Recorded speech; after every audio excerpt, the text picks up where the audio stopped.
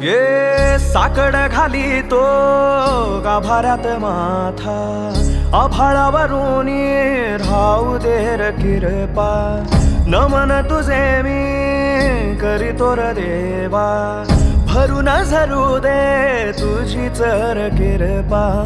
हिमतीचं बीज दे पोई तुझ्या दारची, उभं राहू वादळी ना भीती कुणाची. साथीला तू राहू मी वाट चालतो, खडतर वागडी असो दूरची.